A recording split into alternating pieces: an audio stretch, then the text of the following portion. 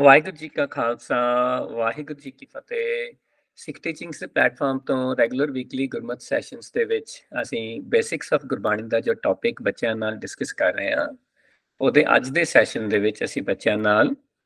Group activity ਤੋਂ start ਕੀਤਾ, ਜਿਹਦੇ ਵਿੱਚ ਅਸੀਂ ਆਪਣੀ ਕੰਟੀਨਿਊਏਸ਼ਨ ਦੇ ਵਿੱਚ ਇੱਕ ਪਹਿਲਾਂ ਜਿਹੜੀ ਗਰੁੱਪ ਐਕਟੀਵਿਟੀ ਕੀਤੀ ਸੀ, ਅਸੀਂ ਬੱਚਿਆਂ ਨਾਲ ਡਿਸਕਸ ਕੀਤਾ ਸੀ ਕਿ ਵੀ ਜਦੋਂ ਬੱਚਿਆਂ ਨੇ ਫਾਈਂਡ ਆਊਟ ਕਰਨਾ ਹੈ ਆਪਣਾ ਕਿਸੇ ਵੀ ਰਿਸਰਚ ਦੇ ਉੱਤੇ, ਜਦੋਂ ਕੋਈ ਕੰਮ ਕਰ ਰਿਹਾ ਤਾਂ ਫਰਦਰ ਉਸ ਰਿਸਰਚ ਨੂੰ ਅੱਗੇ ਕੋਲੈਬੋਰੇਸ਼ਨ ਕਰਨ ਦੇ ਲਈ ਸਿਮਿਲਰ ਮਾਈਂਡਸੈਟ ਦੇ ਬੰਦੇ, ਸਿਮਿਲਰ ਫੀਲਡ ਦੇ ਵਿੱਚ ਰਿਸਰਚ ਕਰ ਰਹੇ ਬੰਦਿਆਂ ਨਾਲ ਕਿਵੇਂ ਕੋਲੈਬੋਰੇਟ ਹੋਏਗਾ, ਕਿਵੇਂ ਉਹਨਾਂ ਦੇ ਬਾਰੇ ਅਸੀਂ ਇਨਫੋਰਮੇਸ਼ਨ ਫਾਈਂਡ ਆਊਟ ਕਰਾਂਗੇ ਇਨ ਰਿਲੇਸ਼ਨ ਟੂ ਗੁਰਬਾਣੀ। ਜਿਵੇਂ ਅਸੀਂ ਅੱਜ ਦੀ ਗੱਲ ਕਰਦੇ ਹਾਂ, ਜਦੋਂ ਗੁਰੂ ਨਾਨਕ ਸਾਹਿਬ ਨੇ ਜਾ ਕੇ ਯਾਤਰਾਵਾਂ ਕੀਤੀਆਂ, ਸਾਰਿਆਂ ਨੂੰ ਮਿਲੇ, ਕਿੱਦਾਂ ਫਾਈਂਡ ਆਊਟ ਕੀਤਾ ਹੋਏਗਾ ਕਿ ਕੌਣ ਕਿੱਥੇ ਬੈਠਾ ਹੈ, ਕਿਸ ਰੀਜਨ ਦੇ ਵਿੱਚ, ਕਿਸ ਏਰੀਆ ਦੇ ਵਿੱਚ ਹੋਰ ਸਾਰੇ ਜਿਹੜੇ ਸੇਮ ਸਬਜੈਕਟ ਦੇ ਉੱਤੇ ਰਿਸਰਚ ਕਰ ਰਹੇ ਨੇ, ਗੁਰਬਾਣੀ ਦੇ ਨਾਲ ਅਲਾਈਨਡ ਜਿਹੜੇ ਟੌਪਿਕਸ ਤੇ ਲਿਖਿਆ ਜਿਨ੍ਹਾਂ ਨੇ, ਉਹਨਾਂ ਨੂੰ ਮਿਲਣਾ, ਉਹਨਾਂ ਨਾਲ ਗੱਲਾਂ ਕਰਨੀਆਂ। ਜਦੋਂ ਫਾਈਨਲੀ ਉਹਨਾਂ ਦੇ ਬਾਰੇ ਪਤਾ ਚੱਲਿਆ, ਟਰੈਵਲ ਕੀਤਾ, ਉਹਨਾਂ ਨੂੰ ਜਾ ਕੇ ਮਿਲੇ, ਤਾਂ ਅੱਜ ਦੀ ਜਿਹੜੀ ਸਾਡੀ ਐਕਟੀਵਿਟੀ ਉੱਥੋਂ ਕੰਟੀਨਿਊ ਕਰਕੇ ਅਸੀਂ ਜਿਹੜੀ ਹੈ ਕੀਤੀ ਕਿ ਜਦੋਂ ਸਾਨੂੰ ਪਤਾ ਚੱਲ ਗਿਆ, ਅਸੀਂ ਉਹਨਾਂ ਸਾਰੇ ਜਿਹੜੇ ਗੁਰੂ ਨਾਨਕ ਸਾਹਿਬ ਜਦੋਂ ਭਗਤ ਸਾਹਿਬਾਨ ਨੂੰ ਸਾਰਿਆਂ ਨੂੰ ਜਾਂ ਉਹਨਾਂ ਦੇ ਫੋਲੋਅਰਸ ਨੂੰ ਸਾਰਿਆਂ ਨੂੰ ਮਿਲੇ ਨੇ, ਤਾਂ ਹੁਣ ਉਹ ਸਿਚੁਏਸ਼ਨ ਹੈ ਕਿ ਵੀ ਕਿਸ ਤਰ੍ਹਾਂ ਉਹਨਾਂ ਨੂੰ ਕਨਵਿੰਸ ਕੀਤਾ ਜਾਏ ਕਿ ਉਹ ਆਪਣੀ ਰਿਸਰਚ, ਆਪਣੀ ਡਾਕੂਮੈਂਟੇਸ਼ਨ ਉਹ ਗੁਰੂ ਨਾਨਕ ਸਾਹਿਬ ਨੂੰ ਹੈਂਡਓਵਰ ਕਰ ਦੇਣ। ਸੋ ਅਸੀਂ ਬੱਚਿਆਂ ਨੂੰ ਉਹਦੇ ਰਿਲੇਸ਼ਨ ਦੇ ਵਿੱਚ ਅੱਜ ਇੱਕ ਐਕਟੀਵਿਟੀ ਕਰਵਾਈ ਸੀ ਕਿ ਵੀ ਉਹਨਾਂ ਕੋਲ ਟਾਸਕ ਸੀਗਾ ਕਿ ਵੀ ਕੋਈ ਵਿਦਆਊਟ ਐਨੀ ਕਮਿਊਨੀਕੇਸ਼ਨ, ਕੋਈ ਇੰਟਰਨੈਟ ਕਨੈਕਸ਼ਨ ਨਹੀਂ ਹੈ, ਕੋਈ ਫੋਟੋਕਾਪੀ ਮਸ਼ੀਨ ਨਹੀਂ ਹੈ, ਕੋਈ ਸੋਰਸ ਨਹੀਂ ਹੈ, ਆਪਣੇ ਆਪ ਨੂੰ ਪ੍ਰੂਫ ਕਰਨ ਦਾ, ਆਪਣੀ ਆਥੈਂਟਿਸਿਟੀ ਨੂੰ ਪ੍ਰੂਫ ਕਰਨ ਦਾ। ਤੇ ਅਸੀਂ ਜਾ ਕੇ ਕਿਸੇ ਵੀ ਇੱਕ ਰਿਸਰਚਰ ਕੋਲ ਜਦੋਂ ਉਹਦੇ ਕੋਈ ਡਾਕੂਮੈਂਟ ਮੰਗਦੇ ਹਾਂ ਤਾਂ ਸਾਨੂੰ ਕਿਵੇਂ ਉਹਨਾਂ ਨਾਲ ਅਪਰੋਚ ਕਰਨਾ ਪਏਗਾ। ਸੋ ਅਸੀਂ ਵੀ ਵਾਂਟਡ ਟੂ ਅੰਡਰਸਟੈਂਡ ਕਿ ਵੀ ਇਹ ਜਿਹੜੀ ਅਪਰੋਚ ਹੈ, ਜੋ ਗੁਰੂ ਨਾਨਕ ਸਾਹਿਬ ਨੇ ਜਿਹੜਾ ਉਹ ਤਰੀਕਾ ਅਪਣਾਇਆ ਹੋਏਗਾ, ਜਿਹੜੀ ਉਹਨਾਂ ਨੇ ਐਫਰਟ ਲਗਾਈ ਹੋਏਗੀ, ਉਹਦੀ ਐਪਰੀਸੀਏਸ਼ਨ ਜਿਹੜੀ ਹੈ ਉਹ ਸਾਨੂੰ ਅੱਜ ਇਸ ਗੱਲ ਨੂੰ ਸਮਝਣਾ ਔਰ ਉਹਨੂੰ ਐਕਸੈਪਟ ਕਰਨਾ ਕਿ ਵੀ ਇੱਕ ਬੜਾ ਵੱਡਾ ਟਾਸਕ ਹੈ ਜਿਹੜਾ ਉਹਨਾਂ ਨੇ ਐਫਰਟ ਕੀਤਾ। ਉਹਨੂੰ ਸਮਝਣ ਦੇ ਲਈ ਸਾਨੂੰ ਉਸ ਸ਼ੂਜ਼ ਦੇ ਵਿੱਚ ਆਪਣੇ ਆਪ ਨੂੰ, ਉਸ ਸਿਨੈਰੀਓ ਦੇ ਵਿੱਚ ਆਪਣੇ ਆਪ ਨੂੰ ਲੈ ਕੇ ਜਾਣਾ ਕਿ ਜਦੋਂ ਸਾਰਿਆਂ ਨਾਲ ਜਾ ਕੇ ਰਿਸਰਚਰਸ ਨਾਲ, ਸਾਰੇ ਭਗਤ ਸਾਹਿਬਾਨ ਨਾਲ ਗੱਲਾਂ ਕਰਨੀਆਂ, ਉਹਨਾਂ ਨੂੰ ਕਨਵਿੰਸ ਕਰਨਾ, ਉਹਨਾਂ ਤੋਂ ਉਹ ਡਾਕੂਮੈਂਟ, ਉਹ ਬਾਣੀ ਉਹਨਾਂ ਦੀ ਲਿਖੀ ਹੋਈ ਲੈਣੀ ਹੈ, ਤਾਂ ਉਹ ਕਿਵੇਂ ਲੈਣੀ ਹੈ। ਸੋ ਅਸੀਂ ਬੱਚਿਆਂ ਨੂੰ ਕੁਐਸਚਨ ਪੁੱਛੇ ਸੀਗੇ ਕਿ ਵੀ ਜੇ ਤੁਸੀਂ ਉਸ ਸਿਚੁਏਸ਼ਨ 'ਚ ਹੋਵੋਗੇ ਤਾਂ ਤੁਸੀਂ ਕਿਵੇਂ ਉਹਨਾਂ ਨੂੰ ਕਨਵਿੰਸ ਕਰੋਗੇ, ਹੋਰ ਸਾਰੇ ਰਿਸਰਚਰਸ ਨੂੰ, ਕਿ ਉਹ ਤੁਹਾਨੂੰ ਆਪਣੀ ਬਾਣੀ ਦੇ ਦੇਣ ਜਾਂ ਆਪਣੀ ਰਿਸਰਚ ਦੇ ਦੇਣ। ਸੋ ਬੱਚਿਆਂ ਦੇ ਆਨਸਰ ਸੀਗੇ ਕਿ ਜੇ ਅਸੀਂ ਉਸ ਸਿਚੁਏਸ਼ਨ ਵਿੱਚ ਹੋਵਾਂਗੇ, ਅਸੀਂ ਉਹਨਾਂ ਰਿਸਰਚਰਸ ਨੂੰ ਕਨਵਿੰਸ ਕਰਾਂਗੇ ਕਿ ਅਸੀਂ ਇਹਨੂੰ ਹਿਊਮੈਨਿਟੀ ਦੇ ਬੈਟਰ ਪਰਪਸ ਵਾਸਤੇ ਯੂਜ਼ ਕਰਾਂਗੇ, ਇਹਨੂੰ ਚੰਗੇ ਢੰਗ ਨਾਲ ਅਸੀਂ ਹੋਰ ਅੱਗੇ ਫਰਦਰ ਐਕਸਪੈਂਡ ਕਰਾਂਗੇ, ਇਹਨਾਂ ਨੂੰ ਲੋਕਾਂ ਤੱਕ ਪਹੁੰਚਾਵਾਂਗੇ, ਤਾਂ ਤੁਸੀਂ ਸਾਨੂੰ ਇਹ ਆਪਣੀ ਇਨਫੋਰਮੇਸ਼ਨ ਦੇ ਦਿਓ ਤਾਂ ਕਿ ਅਸੀਂ ਬਾਕੀ ਸਾਰਿਆਂ ਦਾ ਵੀ ਭਲਾ ਕਰ ਸਕੀਏ। ਤੇ ਸੈਕੰਡ ਕੁਐਸਚਨ ਦੇ ਵਿੱਚ ਅਸੀਂ ਬੱਚਿਆਂ ਨੂੰ ਪੁੱਛਿਆ ਸੀ ਕਿ ਕੀ ਜੇ ਤੁਸੀਂ ਕੋਈ ਰਿਸਰਚ ਕੀਤੀ ਹੈ, ਜੇ ਤੁਹਾਡੇ ਕੋਲ ਕੋਈ ਆ ਜਾਂਦਾ ਹੈ ਤੇ ਕੀ ਤੁਸੀਂ ਉਹਨੂੰ ਆਪਣੀ ਰਿਸਰਚ ਦੇ ਦਿਓਗੇ। ਤਾਂ ਬੱਚਿਆਂ ਨੇ ਆਪਣੇ ਗਰੁੱਪਸ ਦੇ ਵਿੱਚ ਡਿਸਕਸ ਕੀਤਾ ਸੀ ਕਿ ਨਹੀਂ, ਅਸੀਂ ਆਪਣੀ ਰਿਸਰਚ ਨਹੀਂ ਦਿਆਂਗੇ, ਕਿਉਂਕਿ ਸਾਨੂੰ ਨਹੀਂ ਪਤਾ ਕਿ ਵੀ ਜਿਹਨੂੰ ਅਸੀਂ ਰਿਸਰਚ ਹੈਂਡਓਵਰ ਕਰ ਰਹੇ ਹਾਂ ਕਿ ਉਹਦਾ ਕੋਈ ਗਲਤ ਯੂਜ਼ ਨਾ ਕਰ ਲਵੇ। ਤੇ ਅੱਜ ਦੇ ਡੇਟ ਦੇ ਵਿੱਚ ਜੇ ਮੈਂ ਕੋਈ ਇੱਕ ਪੇਜ ਦਾ ਡਾਕੂਮੈਂਟ ਵੀ ਲਿਖਦਾ ਤਾਂ ਮੈਂ ਫਟਾਫਟ ਕਾਪੀਰਾਈਟ ਲਗਾ ਦਿੰਦਾ ਕਿ ਵੀ ਮੈਂ ਇਹ ਇਨਫੋਰਮੇਸ਼ਨ ਮੇਰੀ ਹੈ, ਮੈਂ ਕਿਸੇ ਨਾਲ ਸ਼ੇਅਰ ਨਹੀਂ ਕਰਨੀ, ਕੋਈ ਕਾਪੀ ਨਹੀਂ ਕਰ ਸਕਦਾ।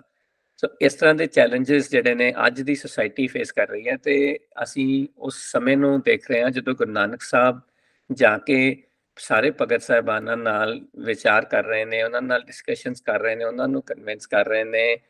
ਉਹਨਾਂ ਨੇ ਆਬਵੀਅਸਲੀ ਆਪਣੇ ਬਾਰੇ ਵੀ ਸਾਰਾ ਜਾ ਕੇ ਦੱਸਿਆ ਤੇ ਉਹ ਸਾਰੀ ਬਾਣੀ ਨੂੰ ਇਕੱਠਾ ਕਰਕੇ, ਕੋਲੇਟ ਕਰਕੇ ਤੇ ਅੱਜ ਸਰਬੱਤ ਦੇ ਭਲੇ ਲਈ ਉਹਨੂੰ ਡਾਕੂਮੈਂਟ ਕਰਕੇ ਸਾਡੇ ਤੱਕ ਪਹੁੰਚਾਇਆ। ਤੇ ਸਾਨੂੰ ਉਸ ਚੀਜ਼ ਦੀ ਜਿਹੜੀ ਹੈ ਐਪਰੀਸੀਏਸ਼ਨ ਜਿਹੜੀ ਹੈ ਉਹ ਹੋਣੀ ਚਾਹੀਦੀ ਹੈ। ਸਾਨੂੰ ਗੁਰਬਾਣੀ ਨੂੰ ਉਸੇ ਹੀ ਇੰਪੋਰਟੈਂਸ ਨਾਲ ਜਿਹੜਾ ਉਹ ਪੜ੍ਹਨਾ ਔਰ ਸਮਝਣਾ ਚਾਹੀਦਾ ਹੈ, ਤਾਂ ਕਿ ਅਸੀਂ ਵੀ ਗੁਰਬਾਣੀ ਚੋਂ ਆਪਣੇ ਭਲੇ ਲਈ ਔਰ ਸਰਬੱਤ ਦੇ ਭਲੇ ਲਈ ਫਾਇਦਾ ਉਠਾ ਸਕੀਏ।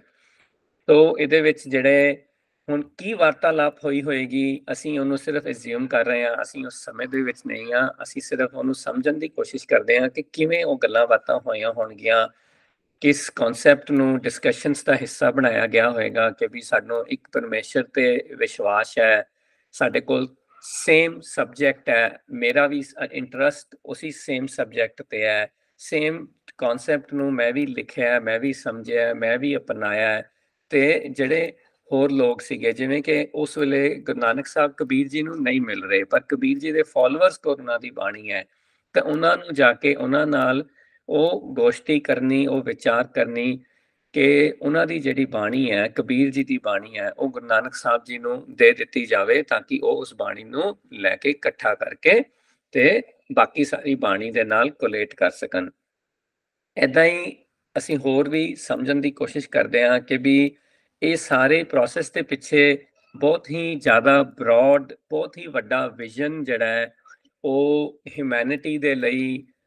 ਹਿਊਮਨ ਜਿਹੜੀ ਹੈ ਰੇਸ ਦੇ ਲਈ, ਸਾਡੇ ਵਾਸਤੇ ਇੱਕ ਬਹੁਤ ਹੀ ਅੱਛੇ ਇੰਟੈਂਸ਼ਨ ਦੇ ਨਾਲ ਕਿ ਵੀ ਜਿਹੜੇ ਲੋਕ ਚੈਲੰਜਸ ਨੂੰ ਫੇਸ ਕਰਦੇ ਨੇ ਹਰ ਰੋਜ਼, ਵੱਖਰੇ ਵੱਖਰੇ ਜਿਹੜੇ ਨੇ ਚੈਲੰਜਸ ਦੇ ਵਿੱਚ ਸਟਕ ਨੇ ਆਪਣੀ ਲਾਈਫ ਨੂੰ ਲੈ ਕੇ, ਉਹਨਾਂ ਨੂੰ ਇੱਕ ਗਾਈਡੈਂਸ ਕਿੱਦਾਂ ਪ੍ਰੋਵਾਈਡ ਕੀਤੀ ਜਾ ਸਕੇ, ਉਹਨਾਂ ਨੂੰ ਆਪਣੇ ਲਾਈਫ ਦੇ ਐਵਰੀਡੇ ਲਾਈਫ ਦੇ ਚੈਲੰਜਸ ਜਾਂ ਫਿਰ ਮੋਰ ਇੰਪੋਰਟੈਂਟਲੀ ਜਿਹੜਾ ਕਿ ਹਿਊਮਨ ਲਾਈਫ ਦਾ ਆਬਜੈਕਟਿਵ ਹੈ ਉਹਦੇ ਲਈ ਫੋਕਸ ਕਰਾਉਣ ਦੇ ਲਈ ਕਿਸ ਤਰ੍ਹਾਂ ਸਾਰੀ ਗੁਰਬਾਣੀ ਨੂੰ ਇਕੱਠਾ ਕਰਕੇ ਤੇ ਇੱਕ ਸਟੇਟ ਦੇ ਉੱਤੇ ਸਾਰੇ ਨੂੰ ਹਿਊਮਨ ਤੱਕ, ਹਿਊਮਨ ਰੇਸ ਤੱਕ ਪਹੁੰਚਾਇਆ ਜਾ ਸਕੇ। ਉਹਦੇ ਵਾਸਤੇ ਬੜੇ ਹੀ ਜੈਨੂਇਨਲੀ, ਬੜੀ ਹੀ ਗੁੱਡ ਇੰਟੈਂਟ ਦੇ ਨਾਲ ਔਰ ਬੜੇ ਹੀ ਬ੍ਰੌਡ ਵਿਜ਼ਨ ਦੇ ਨਾਲ ਜਿਹੜਾ ਹੈ ਇਹ ਸਾਰਾ ਪ੍ਰੋਸੈਸ ਗੁਰੂ ਨਾਨਕ ਸਾਹਿਬ ਨੇ ਸ਼ੁਰੂ ਕੀਤਾ। ਇੰਨੇ ਟਰੈਵਲਸ ਕੀਤੇ, ਇੰਨੀਆਂ ਡਿਫਰੈਂਟ ਥਾਵਾਂ ਤੇ ਜਾ ਕੇ ਲੋਕਾਂ ਨੂੰ ਮਿਲੇ, ਉਹਨਾਂ ਨੂੰ ਕਨਵਿੰਸ ਕੀਤਾ, ਬਾਕੀ ਸਾਰੇ ਭਗਤ ਸਾਹਿਬਾਨ ਦੀ ਬਾਣੀ ਨੂੰ ਇਕੱਠਾ ਕੀਤਾ। ਸੋ ਸਾਨੂੰ ਇਸ ਗੱਲ ਦੇ ਬਾਰੇ ਐਗਜ਼ੈਕਟਲੀ ਤਾਂ ਨਹੀਂ ਪਤਾ ਕਿ ਵੀ ਉਹਨਾਂ ਨੇ ਕੀ ਵਿਚਾਰ ਕੀਤੀ ਹੋਏਗੀ, ਪਰ ਅਸੀਂ ਇਸ ਗੱਲ ਨੂੰ ਜ਼ਰੂਰ ਗੁਰਬਾਣੀ ਦੀਆਂ ਟੀਚਿੰਗਸ ਦੇ ਥਰੂ ਸਮਝਣ ਦੀ ਕੋਸ਼ਿਸ਼ ਕਰਦੇ ਹਾਂ ਕਿ ਉਹਨਾਂ ਨੇ ਜਾ ਕੇ ਸਾਰੀ ਪਹਿਲਾਂ ਆਪਣੇ ਬਾਰੇ, ਆਪਣੀ ਰਿਸਰਚ ਬਾਰੇ, ਆਪਣੇ ਇੰਟਰਸਟ ਬਾਰੇ ਸਾਰਾ ਸ਼ੇਅਰ ਕੀਤਾ। ਫਿਰ ਇਹ ਸਾਰੇ ਜਿਹੜੇ ਸਟੈਪਸ ਨੇ ਜਿਨ੍ਹਾਂ ਦੇ ਨਾਲ ਅਸੀਂ ਕਿਸੇ ਵੀ ਰਿਸਰਚਰ ਨੂੰ ਕਨਵਿੰਸ ਕਰ ਸਕਦੇ ਹਾਂ ਕਿ ਉਹ ਆਪਣੀ ਰਿਸਰਚ ਸਾਡੇ ਨਾਲ ਸ਼ੇਅਰ ਕਰਨ, ਸਾਡੇ ਨਾਲ ਕੋਲੈਬੋਰੇਟ ਕਰਨ। ਏਦਾਂ ਦਾ ਪ੍ਰੋਸੈਸ ਜਿਹੜਾ ਉਹ ਗੁਰੂ ਨਾਨਕ ਸਾਹਿਬ ਨੇ ਵੀ ਆਪਣੀ ਜਰਨੀ ਦੇ ਵਿੱਚ ਫੇਸ ਕੀਤਾ ਹੋਏਗਾ, ਫੋਲੋ ਕੀਤਾ ਹੋਏਗਾ, ਤਾਂ ਕਿ ਉਹ ਅੱਜ ਇਹ ਸਾਰੀ ਜਿਹੜੀ ਹੈ ਡਾਕੂਮੈਂਟੇਸ਼ਨ, ਸਾਰੀ ਗੁਰਬਾਣੀ ਜਿਹੜੀ ਕਿ ਸਾਡੇ ਤੱਕ ਪਹੁੰਚਾਈ ਗਈ ਹੈ, ਇਹ ਸਾਰੀ ਨੂੰ ਇਕੱਠਾ ਕਰਕੇ ਇੱਕੋ ਥਾਂ ਤੇ ਕੰਪਾਈਲ ਕਰਕੇ ਤਾਂ ਕਿ ਸਾਡੇ ਤੱਕ ਪਹੁੰਚਾ ਸਕਣ, ਸਾਨੂੰ ਮਿਲ ਸਕੇ, ਤਾਂ ਕਿ ਨਾਟ ਓਨਲੀ ਉਸ ਸਮੇਂ ਦੀ ਜਿਹੜੀ ਹਿਊਮਨ ਰੇਸ ਸੀਗੀ, ਆਉਣ ਵਾਲੇ ਸਮੇਂ ਦੀਆਂ ਜਨਰੇਸ਼ਨਸ ਨੂੰ ਵੀ ਸਰਬੱਤ ਦੇ ਭਲੇ ਵਾਸਤੇ ਹਰੇਕ ਕਿਸੇ ਨੂੰ ਆਪਣੇ ਹਿਊਮਨ ਆਬਜੈਕਟਿਵ ਵੱਲ ਫੋਕਸਡ ਰਹਿਣ ਦੇ ਲਈ, ਹਰੇਕ ਕਿਸੇ ਨੂੰ ਇੱਕ ਧਰਮ ਦੇ ਨਿਰਪੱਖ ਤਰੀਕੇ ਨਾਲ ਇੱਕ ਜੀਵਨ ਜੀਣ ਦੇ ਲਈ, ਇੱਕ ਸੁਚੱਜਾ ਜੀਵਨ ਜੀਣ ਦੇ ਲਈ ਜੋ ਚੀਜ਼ਾਂ ਦੀ ਲੋੜ ਸੀਗੀ, ਜਿਸ ਗਿਆਨ ਦੀ ਲੋੜ ਸੀ, ਉਸ ਗਿਆਨ ਨੂੰ ਬੜੇ ਹੀ ਜਿਹੜੇ ਆ ਇੱਕ ਚੰਗੀਆਂ ਇੰਟੈਂਸ਼ਨਸ ਦੇ ਨਾਲ ਉਹ ਸਾਰਾ ਕੁਝ ਇਕੱਠਾ ਕਰਕੇ ਤੇ ਡਾਕੂਮੈਂਟ ਕਰਕੇ ਅੱਜ ਸਾਡੇ ਤੱਕ ਪਹੁੰਚਾਇਆ। ਤੇ ਅਸੀਂ ਉਮੀਦ ਕਰਦੇ ਹਾਂ ਕਿ ਅਸੀਂ ਇਹਨੂੰ ਉਨੀ ਹੀ ਐਪਰੀਸੀਏਸ਼ਨ ਦੇਵਾਂਗੇ ਤੇ ਅਸੀਂ ਜਿਸ ਪਰਪਸ ਕਰਕੇ ਗੁਰਬਾਣੀ ਨੂੰ ਇਕੱਠਾ ਕੀਤਾ ਗਿਆ ਔਰ ਲਿਖਿਆ ਗਿਆ ਔਰ ਸਾਡੇ ਤੱਕ ਪਹੁੰਚਾਇਆ ਗਿਆ ਸੀ, ਉਹਦਾ ਉਸ ਪਰਪਸ ਦਾ ਅੱਜ ਫਾਇਦਾ ਉਠਾ ਸਕੀਏ। ਸੋ ਹੁਣ ਜਦੋਂ ਬਾਣੀ ਸਾਡੇ ਕੋਲ ਕੰਪਾਈਲ ਹੋ ਗਈ, ਸਾਡੇ ਕੋਲ ਪਹੁੰਚ ਗਈ, ਉਹਨੂੰ ਅਸੀਂ ਫਰਦਰ ਸਮਝਣ ਦੇ ਲਈ ਹੁਣ at a very high level ਬਾਣੀ ਦੇ ਜਿਹੜੇ ਟਾਈਟਲ ਨੇ, ਕੁਝ ਬਾਣੀਆਂ ਦੇ ਟਾਈਟਲ ਨੇ ਜਿਹੜੇ ਅਸੀਂ ਇਹਦੀ ਪੂਰੀ ਡੀਟੇਲ ਅੱਜ ਦੇ ਸੈਸ਼ਨ ਵਿੱਚ ਵੀ ਤੇ ਆਉਣ ਵਾਲੇ ਸੈਸ਼ਨਸ ਦੇ ਵਿੱਚ ਫਰਦਰ ਡਿਸਕਸ ਕਰਾਂਗੇ। ਪਰ ਅੱਜ ਦੇ ਸੈਸ਼ਨ ਦੇ ਵਿੱਚ ਅਸੀਂ ਜਿਹੜੇ ਗੁਰਬਾਣੀ ਦੇ ਵਿੱਚ ਜਿਹੜੇ ਟਾਈਟਲ ਲਿਖੇ ਹੋਏ ਨੇ, ਅਸੀਂ ਉਹਨਾਂ ਦੇ ਬਾਰੇ ਬਰੀਫ ਜਾਣਕਾਰੀ ਲੈਣ ਦੀ ਜਿਹੜੀ ਆ ਉਹ ਫਰਦਰ ਕੋਸ਼ਿਸ਼ ਕਰਾਂਗੇ ਕਿ ਜਿਹੜੀ ਕਿ ਹੁਣ ਜਦੋਂ ਗੁਰਬਾਣੀ ਜਿਹੜੀ ਹੈ ਉਹ ਸਾਰੀ ਇਕੱਠੀ ਹੋਈ ਹੈ, ਬਾਕੀ ਭਗਤ ਸਾਹਿਬਾਨਾਂ ਦੀ ਬਾਣੀ ਹੈ ਜਦੋਂ ਕੋਲ ਲਈ ਹੈ, ਉਹ ਜਿਨ੍ਹਾਂ ਨੇ ਉੱਥੇ ਲਿਖੀ ਉਹਨਾਂ ਦਾ ਆਬਵੀਅਸਲੀ ਉਸ ਬਾਣੀ ਦੇ ਵਿੱਚ ਉਹਨਾਂ ਦੀ local language, local customs, local cultures ਜਿਹੜੇ ਨੇ, ਉਹਨਾਂ ਦੇ ਜਿਹੜੇ ਲੋਕਲ ਚੈਲੰਜਸ ਨੇ, ਉਹ ਸਾਰਿਆਂ ਨੂੰ ਐਡਰੈਸ ਕੀਤਾ ਗਿਆ। ਸੋ ਉਹਨਾਂ ਦੇ ਸਾਰੇ ਹਰੇਕ ਆਸਪੈਕਟ ਆਫ ਲਾਈਫ ਨੂੰ ਇਕੱਠਾ ਕਰਨ ਦੇ ਲਈ ਹੀ ਇਹ ਐਫਰਟ ਕੀਤੀ ਤਾਂ ਕਿ ਅੱਜ ਜਿਹੜੀ ਹੈ ਸਾਡੇ ਵਰਗੇ ਇਨਸਾਨ ਨੇ ਉਹਨਾਂ ਨੂੰ ਲਾਈਫ ਦੇ ਹਰੇਕ ਆਸਪੈਕਟ ਤੋਂ, ਹਰੇਕ ਕਲਚਰ ਤੋਂ, ਹਰੇਕ ਲੈਂਗੁਏਜ ਦੇ ਪਰਸਪੈਕਟਿਵ ਤੋਂ, ਜਿਹੜੇ ਕਿ ਉਸ ਰੀਜਨ ਦੇ ਵਿੱਚੋਂ ਅਸੀਂ ਨਿਕਲ ਕੇ ਆ ਰਹੇ ਹਾਂ, ਸਾਰਿਆਂ ਨੂੰ ਸਾਰੇ ਕਲਚਰਸ ਦੇ ਪਰਸਪੈਕਟਿਵ ਤੋਂ ਡਿਫਰੈਂਟ ਐਗਜ਼ਾਮਪਲਸ ਲੈ ਕੇ ਉਹਨੂੰ ਸਰਲ ਤੋਂ ਸਰਲ ਭਾਸ਼ਾ ਦੇ ਵਿੱਚ ਟਰਾਂਸਲੇਟ ਕਰਕੇ ਸਾਡੇ ਤੱਕ ਪਹੁੰਚਾਇਆ ਤੇ ਉਸ ਬਾਣੀ ਨੂੰ ਫਿਰ ਫਰਦਰ ਉਹਦੇ ਜਿਹੜੇ ਟਾਈਟਲਸ ਨੇ ਉਹਨਾਂ ਦੇ ਵਿੱਚ ਚਲਦਿਆਂ ਹੋਇਆਂ ਜਿਹੜਾ ਸਾਨੂੰ ਸਭ ਤੋਂ ਇੰਪੋਰਟੈਂਟ ਜਿਹੜਾ ਅਸੀਂ ਹਰ ਰੋਜ਼ ਬਾਣੀ ਪੜ੍ਹਦੇ ਹਾਂ ਕਿ ਜਪਜੀ ਸਾਹਿਬ ਦੀ ਜਿਹੜੀ ਬਾਣੀ ਹੈ ਉਹ ਸਾਡੇ ਕੋਲ ਹਰ ਰੋਜ਼ ਜਿਹੜੀ ਅਸੀਂ ਪੜ੍ਹਦੇ ਹਾਂ ਉਹ ਬਾਣੀ ਦੇ ਜਿਹੜੇ ਟਾਈਟਲ ਨੇ ਐਜ਼ ਇਜ਼ ਕੰਪਲੀਟ ਬਾਣੀ ਦਾ ਇੱਕ ਟਾਈਟਲ ਹੈ ਜਪਜੀ ਸਾਹਿਬ, ਜਿਹਨੂੰ ਅਸੀਂ ਪਿਆਰ ਸਤਿਕਾਰ ਨਾਲ ਜਪਜੀ ਸਾਹਿਬ ਬੁਲਾਉਂਦੇ ਹਾਂ ਜਪ ਬਾਣੀ ਨੂੰ। ਏਦਾਂ ਹੀ ਜਿਹੜੀ ਕਿ ਹੋਰ ਜਿਹੜੇ ਜਨਰਲ ਥੀਮਸ ਨੇ, ਜਿਹੜੇ ਕਿ ਟਾਈਟਲਸ ਨੇ, ਉਹ ਹੈਗੇ ਨੇ ਜਿਹੜਾ ਕਾਮਨਲੀ ਜਿਹੜਾ ਨੋਨ ਟਾਈਟਲ ਥਿੱਤੀ ਬਾਣੀ ਦਾ ਹੈ, ਜਿਹਦਾ ਕਿ ਮਤਲਬ ਹੈ ਤਰੀਕ ਜਾਂ ਡੇਟ। ਇਹ ਬਾਣੀ ਸਾਨੂੰ ਹਰੇਕ ਰੋਜ਼ ਦਿਨ ਦਾ ਸਪਿਰਚੁਅਲ ਮੀਨਿੰਗ ਸਮਝਾਉਂਦੀ ਹੈ। ਸਾਨੂੰ ਇਸ ਬਾਣੀ ਤੋਂ ਗਿਆਨ ਮਿਲਦਾ ਹੈ ਕਿ ਕੈਲੰਡਰ ਦੇ ਵਿੱਚ ਹਰ ਰੋਜ਼ ਇਸ ਬਾਣੀ ਦੇ ਥਰੂ ਜਿਹੜੇ ਤਰੀਕਾਂ ਦੇ ਬਾਰੇ ਮੈਨੂੰ ਅਧਿਆਤਮਕ ਗਿਆਨ ਦਿੱਤਾ ਗਿਆ ਹੈ। ਮੈਂ ਕਿਸ ਤਰ੍ਹਾਂ ਉਸ ਗਿਆਨ ਨੂੰ ਹਰ ਰੋਜ਼ਮਰਾ ਦੀ ਜ਼ਿੰਦਗੀ ਦੇ ਵਿੱਚ ਸਮਝ ਕੇ ਜੀ ਸਕਾਂ। ਇਸ ਤਰ੍ਹਾਂ ਹੀ ਅੱਗੇ ਚੱਲਦੇ ਹੋਏ ਇੱਕ ਹੋਰ ਬਾਣੀ ਜਿਹੜੀ ਕਿ ਅਸੀਂ ਹਰ ਰੋਜ਼ ਪੜ੍ਹਦੇ ਹਾਂ, ਸਮਝਦੇ ਹਾਂ, ਸੁਖਮਨੀ। ਸੁਖਮਨੀ ਜਿਹੜਾ ਉਹ ਵਰਡ ਸੁਖ ਮੀਨਸ ਪੀਸ ਤੇ ਮਨੀ ਮੀਨਸ ਸਾਡਾ ਮਨ ਜੋ ਹੈ, ਉਹਨੂੰ ਮਨ ਨੂੰ ਸੁਖ ਦੇਣ ਵਾਲੀ ਜਿਹੜੀ ਬਾਣੀ ਹੈ, ਉਹ ਸੁਖਮਨੀ ਬਾਣੀ ਦੇ ਵਿੱਚ ਜਿਹੜੀ ਗਾਈਡੈਂਸ ਹੈ ਉਹ ਸਾਨੂੰ ਇਸ ਤਰ੍ਹਾਂ ਮਿਲਦੀ ਹੈ ਕਿ ਵੀ ਇਸ ਗਾਈਡੈਂਸ ਨੂੰ ਜੇ ਮੈਂ ਚੰਗੀ ਤਰ੍ਹਾਂ ਅਡੈਪਟ ਕਰ ਸਕਾਂ ਤਾਂ ਮੈਂ ਆਪਣੇ ਮਨ ਨੂੰ ਸ਼ਾਂਤ ਕਰ ਸਕਦਾ, ਉਹਦੇ ਤੱਕ ਪੀਸ ਪਹੁੰਚਾ ਸਕਦਾ। ਕੁਝ ਬਾਣੀਆਂ ਜਿਹੜੀਆਂ ਨੇ ਉਹ ਗੁਰਬਾਣੀ ਦੇ ਵਿੱਚ ਜਿਵੇਂ ਅਸੀਂ ਦੇਖਦੇ ਹਾਂ ਕਿ ਵੀ ਉਹਨਾਂ ਦੇ ਕਨਸੈਪਟ ਨੂੰ ਬਹੁਤ ਵਾਸਟ ਹੈ, ਉਹਨੂੰ ਕਈ ਜਿਹੜੇ ਨੇ ਵੱਡੇ ਪੱਧਰ ਤੇ ਡਿਟੇਲ ਐਕਸਪਲੇਨੇਸ਼ਨ ਕਰਕੇ ਬਹੁਤ ਸਾਰੀ ਮਤਲਬ ਕਿ ਫਰਦਰ ਕਨਸੈਪਟ ਦੇ ਨਾਲ ਐਕਸਪਲੇਨ ਕੀਤਾ ਗਿਆ ਹੈ। ਸੋ ਬਹੁਤ ਵੱਡੀਆਂ ਨੇ, ਕੁਝ ਬਾਣੀਆਂ ਨੇ ਉਹ ਬਹੁਤ ਛੋਟੀਆਂ ਨੇ। ਜਿਵੇਂ ਕਿ ਆਸਾ ਕੀ ਵਾਰ ਦੀ ਬਾਣੀ ਹੈ, ਉਹ ਅਸੀਂ ਪੜ੍ਹਦੇ ਹਾਂ, ਸਮਝਦੇ ਹਾਂ, ਕਾਫੀ ਵੱਡੀ ਬਾਣੀ ਹੈ, ਬੜੀ ਡਿਟੇਲ ਐਕਸਪਲੇਨੇਸ਼ਨ ਹੈ ਕਿਵੇਂ ਉਸ ਬਾਣੀ ਦੇ ਥਰੂ ਸਾਨੂੰ ਗਿਆਨ ਦਿੱਤਾ ਗਿਆ ਹੈ। ਤੇ ਕੁਝ ਬਾਣੀਆਂ ਜਿਵੇਂ ਕਿ ਬਸੰਤ ਕੀ ਵਾਰ ਹੈ, ਉਹ ਵੀ ਰੈਗੂਲਰ ਪੜ੍ਹਨ ਵਾਲੀ ਬਾਣੀ ਹੈ ਤੇ ਉਹ ਬਹੁਤ ਛੋਟੀ ਬਾਣੀ ਹੈ, ਪਰ ਉਹਦਾ ਟਾਈਟਲ ਆਪਣਾ ਵੱਖਰਾ ਟਾਈਟਲ ਹੈ, ਪਰ ਉਹ ਬਾਣੀ ਬਹੁਤ ਛੋਟੀ ਹੈ। ਸੋ ਏਦਾਂ ਹੈ ਕਿ ਕੁਝ ਬਾਣੀਆਂ ਐਸੀਆਂ ਨੇ ਜਿਹੜੀਆਂ ਕਿ ਉਹ ਸੇਮ ਟਾਈਟਲ ਦੇ ਅੰਡਰ ਨਾਟ ਓਨਲੀ ਗੁਰੂ ਸਾਹਿਬਾਨਾਂ ਨੇ, ਭਗਤ ਜੀ ਨੇ ਲਿਖੀਆਂ ਨੇ, ਉਹ ਜਿਨ੍ਹਾਂ ਨੇ ਵੀ ਉਹ ਸੇਮ ਟਾਈਟਲ ਨੂੰ ਆਪਣੇ ਤਰੀਕੇ ਨਾਲ, ਆਪਣੇ ਵਰਡਸ ਦੇ ਵਿੱਚ, ਆਪਣੇ ਸਿਚੁਏਸ਼ਨਸ ਔਰ ਡਿਫਰੈਂਟ ਐਗਜ਼ਾਮਪਲਸ ਲੈ ਕੇ ਸਮਝਾਇਆ ਹੈ, ਉਹਨਾਂ ਨੂੰ ਮਲਟੀਪਲ ਟਾਈਮ ਸਾਨੂੰ ਗੁਰਬਾਣੀ ਵਿੱਚ ਉਹ ਲਿਖੀਆਂ ਹੋਈਆਂ ਮਿਲਦੀਆਂ ਨੇ। ਜਿਵੇਂ ਕਿ ਥਿੱਤੀ ਬਾਣੀ ਜੋ ਹੈ ਉਹ ਸਾਨੂੰ ਗੁਰਬਾਣੀ ਦੇ ਅੰਦਰ ਕਬੀਰ ਜੀ ਦੀ ਲਿਖੀ ਹੋਈ ਮਿਲਦੀ ਹੈ, ਗੁਰੂ ਨਾਨਕ ਸਾਹਿਬ ਦੀ ਔਰ ਗੁਰੂ ਅਰਜਨ ਦੇਵ ਜੀ ਦੀ ਵੀ ਬਾਣੀ ਜੋ ਹੈ ਥਿੱਤੀ ਟਾਈਟਲ ਦੇ ਅੰਦਰ ਲਿਖੀ ਹੋਈ ਸਾਨੂੰ ਅੱਜ ਗੁਰਬਾਣੀ ਦੇ ਵਿੱਚ ਦੇਖਣ ਨੂੰ, ਪੜ੍ਹਨ ਨੂੰ ਮਿਲਦੀ ਹੈ।